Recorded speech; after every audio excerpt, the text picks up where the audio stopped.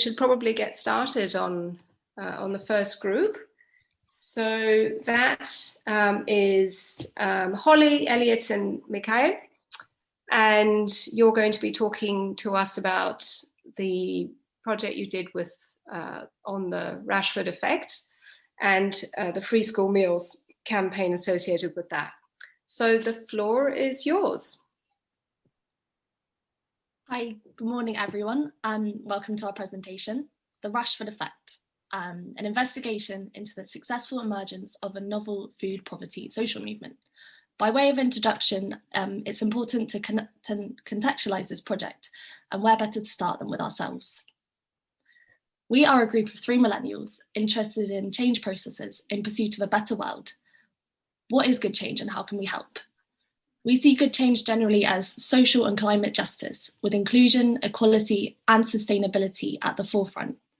How can we help? We believe that in order to give ourselves the best chance of contributing to our shared visions of a better world, it's important for us to understand how change happens most effectively within the realms of possibility. Next slide. With this in mind and the given opportunity to do this project, there was one obvious initiative that grabbed our attention. It was an original initiative, it was familiar with the front pages, and it was delivering change on a social and political level. What started off as a small campaign to feed children in Manchester earlier this year between England and Man United footballer Marcus Rashford and food charity FareShareUK snowballed into a national movement that is challenging the UK government to end child food poverty in the UK. Next slide.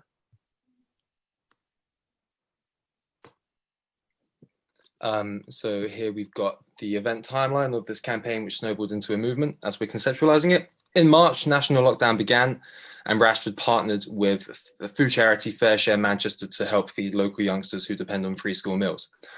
In June, as the government food aid for the poor had been cut, it was announced that this campaign had already reached millions of kids across the country. Rashford wrote an open letter to the government, and they U-turned, announcing that they'd provide free school meals over the summer. Come October, Rashford was awarded an MBE. As the government rejected free school meal provision, he launched a second record-breaking parliamentary petition, mobilized the nation to feed kids over half-term, and then secured a second government U-turn in November as they pledged a 9-month extension to free school meals and £170 million winter grant scheme. In December, we're experiencing a record Christmas for civil and government food aid, and people are still talking about this. So basically what's happened is what started with a campaign has snowballed into a social movement, which has resulted in mobilization from the general public, which we're conceptualizing as a social movement. So what is a social movement? Well, we're conceptualizing this novel effort against child food poverty in England as a social movement due to its mass coordinated pursuit of food justice on behalf of a demographic of disenfranchised youth. Movements occur when ideas emerge around how things can be done differently, and people mobilize in a variety of ways in order to make this change happen. Oopsie, are we stuck on this slide? Okay, all right, and here are some quotes. So movements aim to create or resist change or to provide a political voice for disenfranchised. My favorite one's the final one. The possibility for redefining development rests largely with the action of social movements. So now social movement academia developed towards the end of the 19th century, but became institutionalized around the mid-20th century. It was initially concerned with economic and political questions and which understood them in terms of resources, with a more critical and holistic theorizations evolving over time. Famous examples of social movements include the Civil Rights Movement, the Indian Salt March, suffragettes, LGBT movement, Wall Street, and the climate movement, to name just a few. Next slide. What was the focus of this project? Critically, we want to understand which factors have contributed to the scaling and seeming success of the social movement. This is what makes it so special. At surface level, our assumption of what constitutes its success is media attention, kids fed, government U-turn, and popularization. In order to investigate this apparent success, we decided to use an adapted conceptualization of political process theory as its movement framework, which incorporates components of other key social movement literature, allowing us to take a specialized and holistic approach. Developed by Douglas McAdam in the 1970s and 1980s, political process theory is considered a core theory of social movements. Recent adaptations outline 5 key components within this framework that determine the success or failure of a movement. This is how we're going to structure our presentation, with these 5 key components, respectively. Political opportunity, number 1. Number 2, mobilizing structures. Number 3, framing process. Number 4, protest cycles. And number 5, contentious repertoires. Next slide, please. We carried out semi-structured interviews with a variety of participants in this movement to see whether their stories, combined with the literature, could explain how this movement achieved such effective short-term success. Using teams, we conducted the interviews with 7 different stakeholders from civil society who participated in the movement during October half-term. The majority were from the south of England and London. Next slide. So the first and arguably the most important aspect of the political process theory is the political opportunity stage. Without them, social movements cannot be successful. As Delaporte and Diani say, for a protest to emerge, activists must believe that an opportunity exists. This happens when the political system appears vulnerable, illegitimate, or unfavourable towards the public, which creates opportunities for people to push for social change and address injustices. This can be driven by the broadening of political disenfranchisement of those previously silenced and excluded, who self-organise, demand for change, and challenge the system. Next slide. The outbreak of COVID-19 caused mass unemployment, plummeted the economy, exacerbated poverty levels, and increased dissatisfaction towards the government, who received heavy criticism. During the first lockdown period, where nobody could leave their homes, a sense of community across the nation prevailed, something that never really been seen before in the UK. For example, the Thursday evening clap for the NHS, an increase in COVID mutual aid groups, as well as being constantly connected via social networks. In addition, the Black Lives Matter movement encouraged more and more athletes to use their platform to speak out about racial and social justice.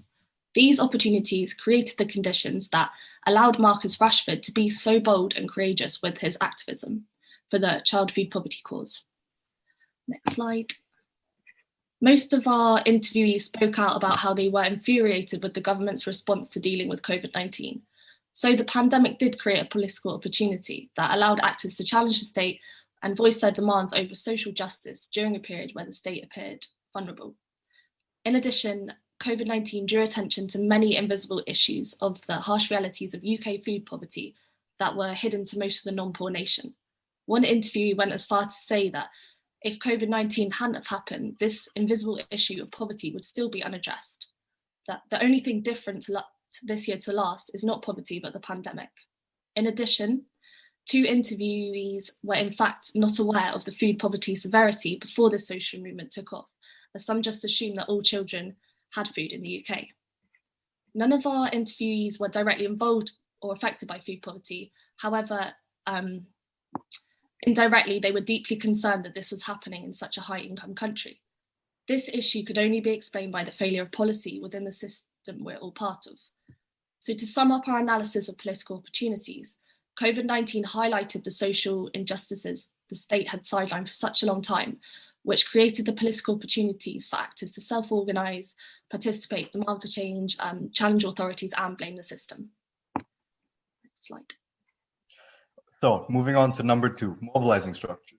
Mobilizing structures within the political process theory examine how already existing organizations and institutions enable people to mobilize for collective action. Next slide, please. Expectations. We already expected there to be certain structures and spaces where people could participate. For example, small businesses and family-owned restaurants all participated, including schools.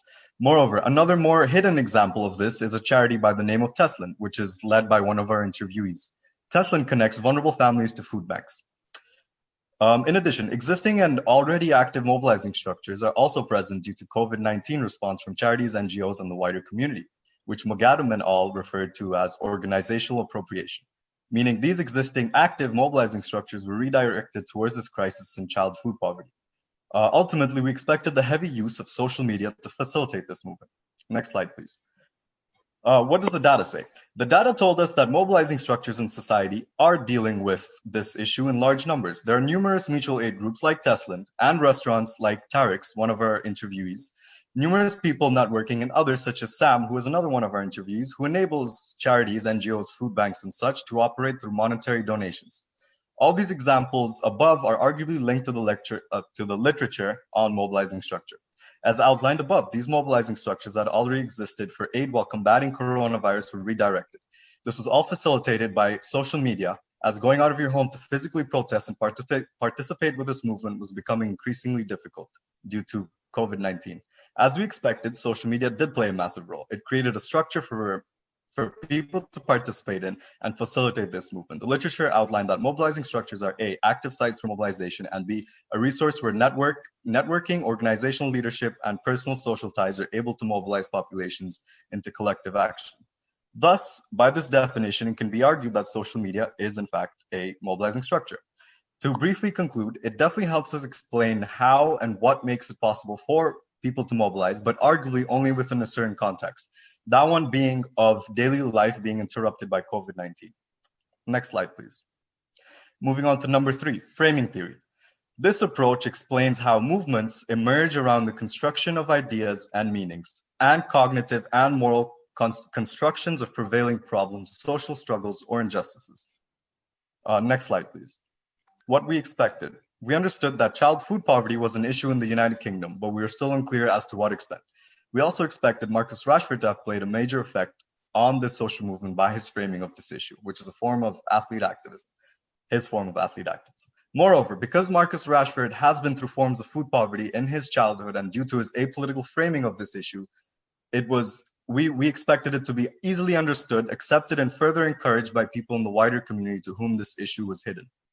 Thus, when relating to literature, the framing of this issue by Marcus Rashford was expected to have opened up this movement to mass involvement by the wider community. Next slide, please. What does the data say? Surprisingly, not many people knew the demands of the campaign, although everyone we interviewed understood the focus of this social movement, which was to feed children.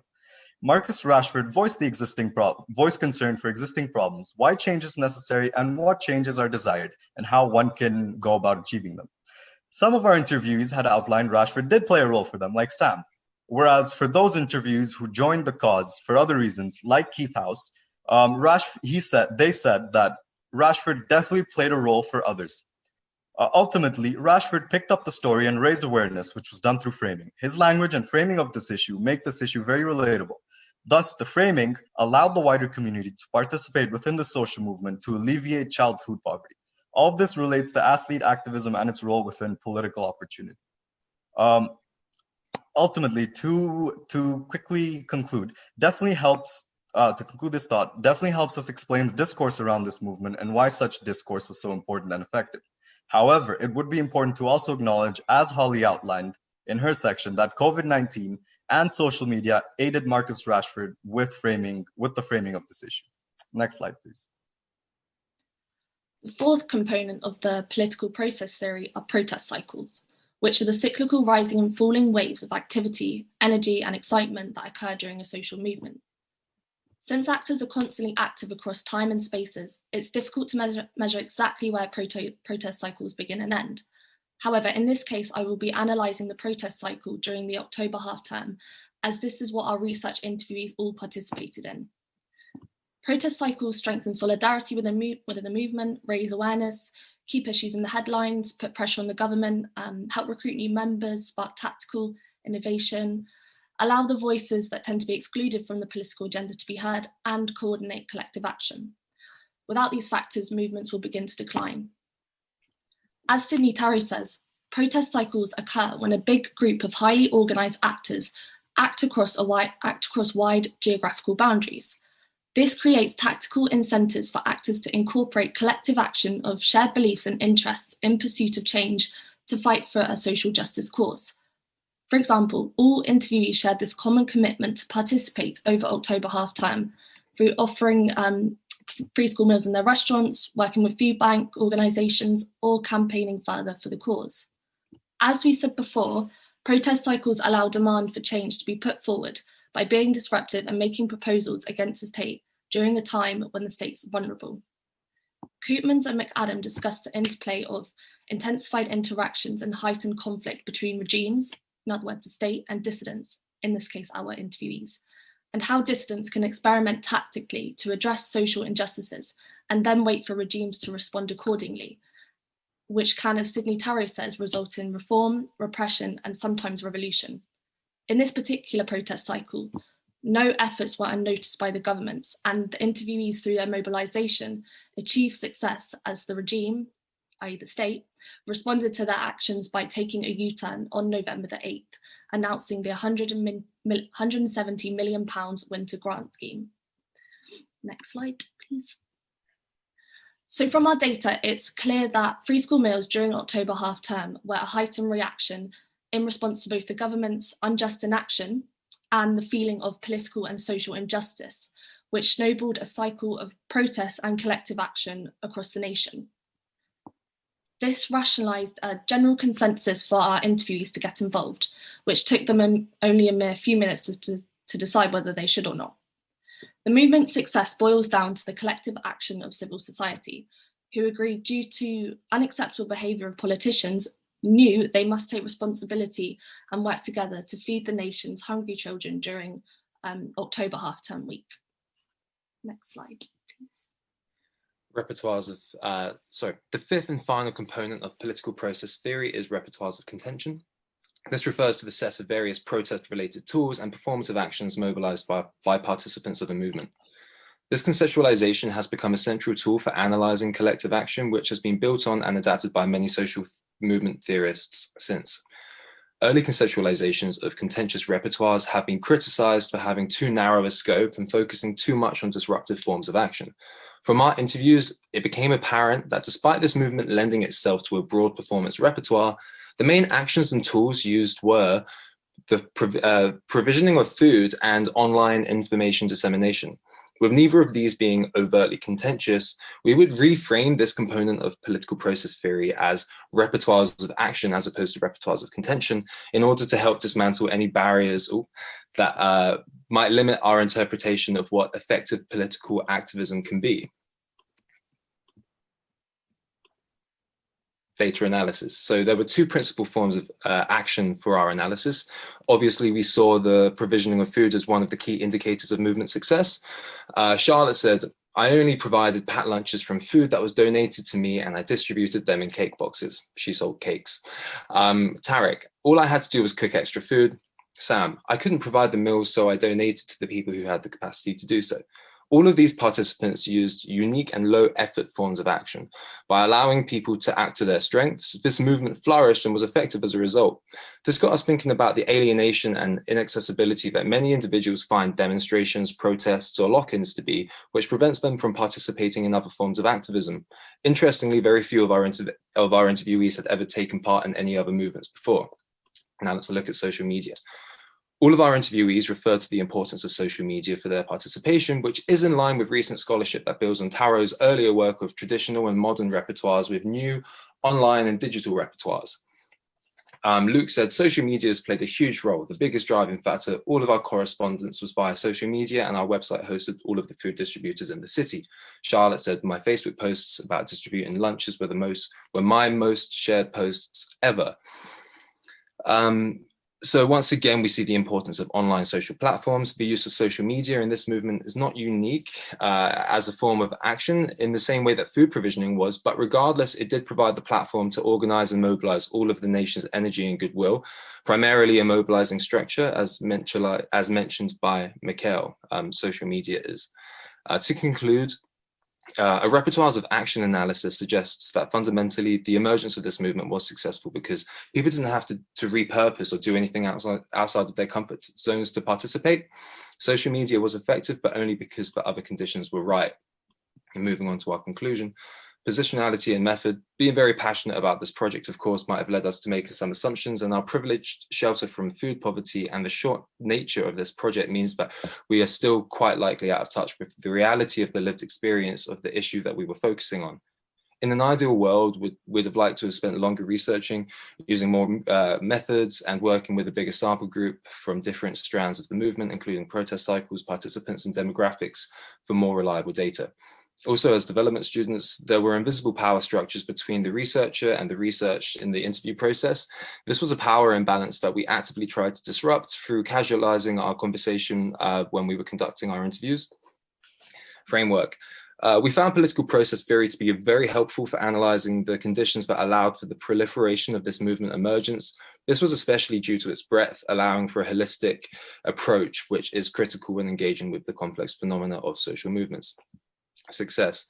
Through our analysis, we conclude that there was a perfect storm of factors leading to the success of this movement emergence. The primary reasons being the political opportunity and mutual aid conditions created by the pandemic, for example, frustration with the government, rising unemployment, a novel national culture of mutual aid, and the appropriation of mobilizing structures that existed to combat the pandemic. The other key factor was the reframing of the struggle through national football and fashion icon Marcus Rashford. We asked ourselves whether this campaign would have snowballed to such success with Rashford and without COVID, or with COVID but without Rashford, and the answer was no. Other aspects were, of course, important, but not unique to this movement this year. For example, social media, food provisioning, various protest cycles, food poverty, and food banks all existed last year. So why wasn't this movement so successful back then? As one of our interviewees mentioned by way of conclusion, the movement has been a success so far. In footballing terms, we've had a good 10 minutes, but there's a lot of hard work to do before we reach the final whistle. Some children are being fed for now, and people's awareness has been heightened. It's a good start, but are we really combating child food poverty in the UK, or are we just treating the short-term symptoms? Thanks for listening. This is a pretty cool picture. This is Marcus Rashford at like a community like meal center when he was a youngster, and then him visiting again this year. So thank you guys. Fantastic, well done, and pretty much exactly on time. That was brilliantly timed. So thank you. Great. So we've got just about 10 minutes for questions. So would anybody like to kick us off? Aisling Byrne, is that right? Yeah. Thank you.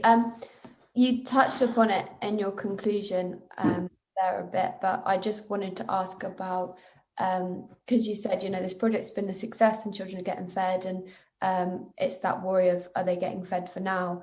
And I just wondered if you'd spoken to, you might not have spoken to them because it might have been out of what you were looking into, but if anyone mentioned any other efforts alongside helping with that food poverty, because in my experience, people experiencing food poverty, it's often sort of a multi-dimensional issues going on there. So I just wondered if anyone had spoken about other projects they were running alongside, maybe, children who need these meals, looking at their situation at home, helping parents get back into employment, that kind of thing.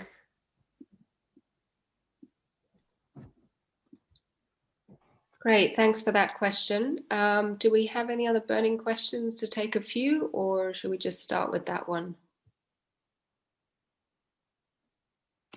Taramini, why don't we take yours as well? So I hope you guys are taking notes on the questions. Thanks for that presentation, by the way. Just wanted to say that was really, really interesting and a great start to the day.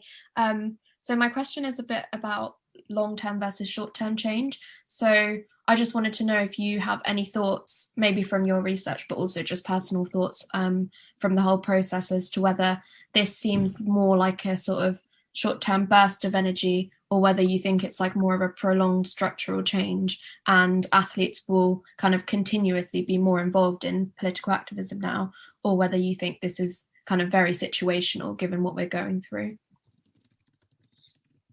Great, excellent question. So why don't you guys take those two first, and the rest of you can think a bit more about what you might want to ask.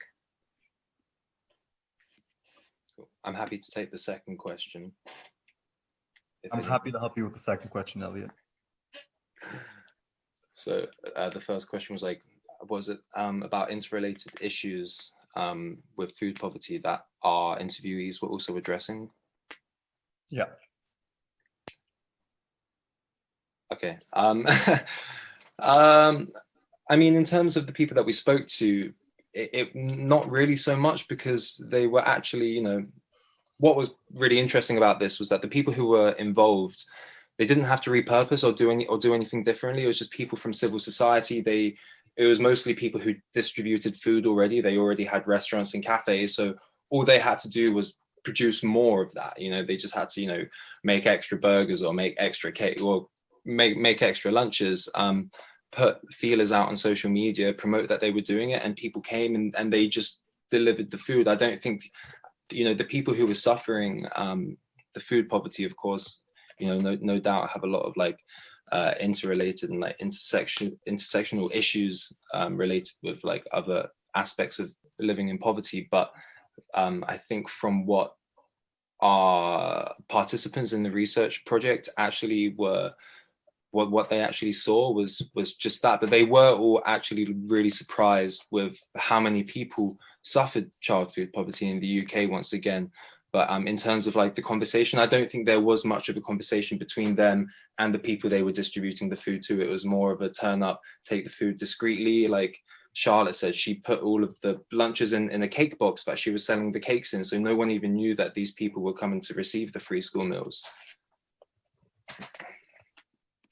I hope that answers the question.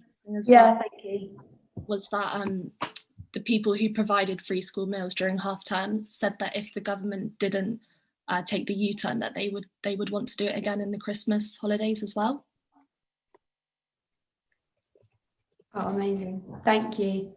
No, that's really good. I was just wondering, because I think for me, it's that fine line between standing up and challenging the government for what they're not doing and then actually sort of justifying sort of cuts because they think, well, you can do it without us spending that money. So I just wondered if you touched upon that. But no, that's really, really interesting. Thank you. Michael, do you want to? Did you want to take? No. Sorry? No, go ahead. Yeah. Okay. So you, Tarmini, you asked whether this is a short-term burst of energy or whether we think it's situational. Well, we think it's a bit of both. There's definitely a short-term energy burst, but that's mostly because of COVID. You know, given the current circumstances, all that momentum that was created with mutual aid, you know, during Corona and people helping themselves and a lot of NGOs and charities rising up, they were all sort of redirected towards, you know, not all of them, but a majority of them were redirected towards food child poverty. So yes, we believe that it is a short-term burst of energy, but it's also too soon to tell. As one of our interviewees pointed out, Keith House, I believe he's a councilman in Southampton, and he said that it's still too early to tell whether this will be a long-term movement or not. But so far it's looking great. But another thing to mention is also that the 350 million pounds the government gave to this project may be a way for them to co-opt it, but that might just be an assumption as well. So yeah, definitely. I think the co-option of the government is definitely like a massive factor here. Is that going to kind of like suffocate all of the momentum? People don't have to mobilize and do anything anymore. Problem solved, you know, in 6 months' time. COVID isn't new anymore. Premier League football is speaking out about an issue isn't new anymore. So perhaps people won't be excited. And when the funding runs out, it could, you know, we could be back in the same place. But the sustainability of the movement is absolutely essential. What is important is, you know, for sustainability of movements is that people's awareness has been affected here. People, you know, for the first time have seen that food, you know, poverty, real poverty exists in the UK. Most people we spoke to, I was even chatting with my mum about this last night, and she was like, is there really food poverty in the UK? So by people realizing this, I think that's a really, really important and critical thing, which is hard to measure, but it's something really important for us to consider in terms of the longevity of the movement. That was a really good answer, so thank you guys. Great, well done. We still have a couple of minutes. Any other questions, Carolee? Yeah, I mean, I just have a question on regards with this. Do you see a potential for it to become sort of a more global movement, considering that there is child food poverty around the world? And I wonder if you think that perhaps the way that the UK has gone about it could inspire other countries to start, in particular, because I haven't actually seen food banks be a thing in, for example, Latin American countries or other areas of the world. I think maybe there is potential in high income countries to copy this kind of model. But, you know, poverty, like food poverty, depends on the country, the severity of it. So it's hard to copy it in that respect, but potentially, yeah, it could happen in different countries by seeing what Marcus Rashford has done. Other athletes could speak out and talk about it. I'm sure they. There are. Oh, sorry, Holly. No, I'm finished. Okay. There are definitely lessons to be learned from this movement and from everything we've discussed now. But it would be hard to transfer because it is quite specific. This context with Corona and with Marcus Rashford. Being a Manchester United footballer who's been through this himself, and he also plays for England. So it's a very specific context. But I think there are definitely lessons to be learned from this, which can be applied to other countries as well, more especially high-income countries, as Holly said, because they're more able to facilitate such movements and campaigns. Yeah, and I'd add to that as well, like in terms of this ilk of athlete activism which we're seeing. We're not used to these massive like global superstars speaking up about any sort of social justice issues, and we are really seeing this once again. We thought that COVID might have led to BLM being a thing, and then the situation of BLM in sport this year might have given Rashford the confidence to speak out and be as active as he was. And Rashford swims in circles with the greatest footballers in the world and some of the most influential people on the planet. I'm sure that he's got Ronaldo in his contacts on his phone and stuff. So everyone's looking at him and thinking, wow, like he's achieved something really, really amazing. Whether it would be for food poverty, I think he will be encouraging other people of his stature to speak out about justice issues. I'm quite sure that we're seeing a critical turn there in terms of athletes using their voice for justice issues. Excellent. I hope so. If I could give another example of this form of athlete. So, Mikhail, we're just about to run out of time. So, if there is another burning question that you could take very quickly, we could do that.